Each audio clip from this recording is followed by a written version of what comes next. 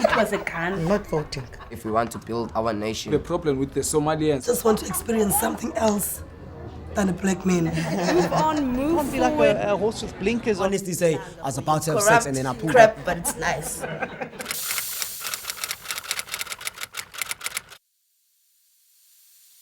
I am Lwazi Mpanza. I'm a feminist, I'm an activist, I'm a researcher, and your host today. My name is Morena. I am a participant in this project. My name is Moni Lekwati, and I'm a traditional healer. My name is Dimpo Mokgesi, and I'm also a participant in the conversation today. In the beginning, there were a lot of speculations, obviously, as to what causes the virus, why do we even have the virus, how it came about, that whole Wuhan and that situation, if we've all read or seen the same type of articles. It was said to have started somewhere in China, in a lab somewhere, or then there were other speculations that somebody ate like a wild bat, and subsequently got the virus from that, and it spread out through parts of Wuhan. But the way that it's obviously then taken a cycle, and how obviously now it's not even a factor in China, speaks volumes to exactly why it's even in existence. And we see the people that are pushing it, or rather, I want to say, for lack of a better term, the people that have an interest in it now are not even the people that, you would think. You would think that China would have much more vested interest in getting this thing, out of the streets or out of countries, because obviously it reflects bad rather on them as a country, because obviously they would be, liable or be the ones that are said to be behind all of this. And if they had, an efficient way of dealing with it, they could obviously share it with the world. But that's not happening, and we are subsequently seeing a lot of people, a lot of companies trying their luck in terms of, sorting this thing out and coming up with vaccines. And there's now speculations behind, again, probably one of the most prominent figures around the whole vaccination and virus thing, who is Bill Gates, as to why he's even having these and how these viruses, these things are actually working out. COVID, it's just a pandemic, like the rest of the others, like your Ebolas and etc. However, this one, it's huge because it has affected the entire world, unlike and affecting certain countries and continents. So yeah, that's what I think. It's obviously a pandemic, like it's been said. But now the difference with it is it didn't only affect our health, but it affected the economic. Yeah, the whole continent and the whole world, you understand? So that is why I think it makes it a bit huge than other pandemics, because it's not the first pandemic that we've had in different parts of the world, but this one, it affected a lot of things, so much so that it's found out to be the first one in I think 100 years, if I'm not mistaken. My biggest question, or my biggest kind of, like a glitch, for lack of a better term again, where I'm just like, this doesn't make sense to me, is the fact that this is not the first pandemic that we've seen as a result of a virus. But the precautions that have been taken behind this particular one are quite unnecessary. And this is citing the fact that the numbers suggest one thing and the world is reacting another, or I guess our leaders in this case are reacting another. I mean, with a virus that has currently the recovery rate of over 90%, in a population that literally is only affected over a million odd people, and of those million odd people, 980 something thousand people have recovered from it. Closing an entire economy for the sake of this virus just doesn't make sense. Which breeds the question, if I can just recover from this thing without a vaccine, why do I need a vaccine? With this pandemic, everyone has to adhere to the president's rule. So when he said a vaccine will be available and to frontliners. It's like it was not communicated, and it gives people no choice to make up their minds. The biggest concern, the biggest issue that I've heard thus far as well is that some employers are saying that it will be mandatory for employees to take the vaccine.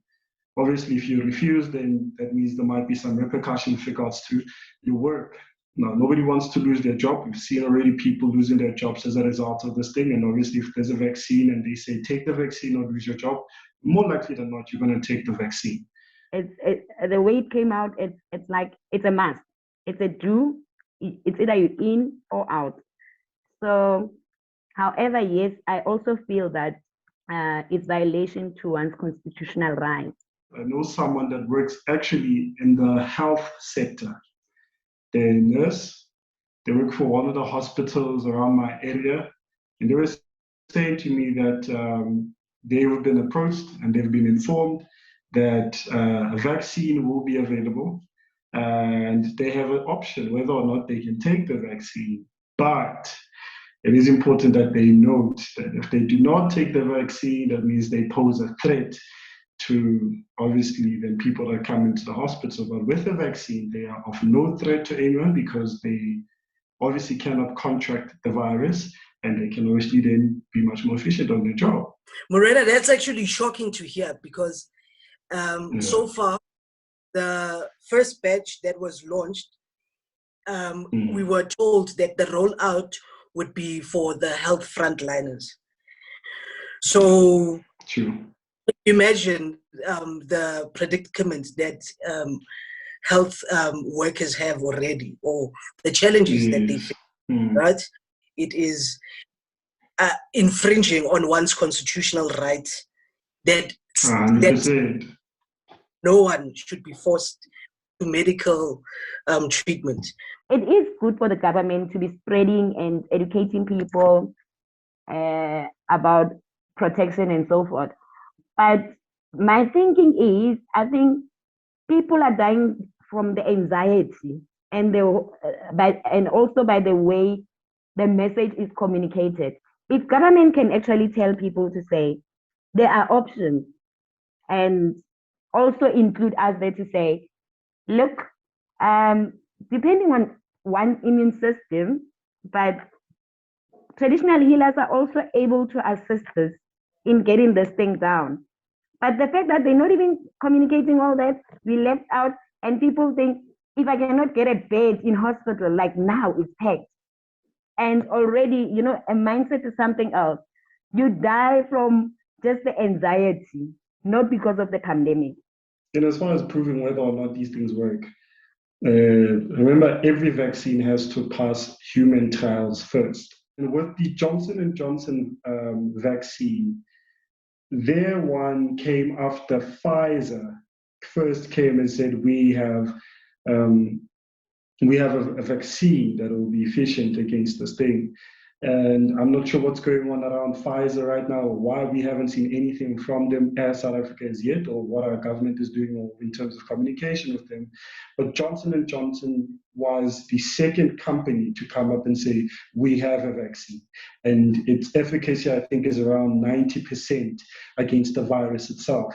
My question or my thought is, do we actually have the capability to roll out the vaccination, be it in rural areas, for people with disabilities, for the elderly?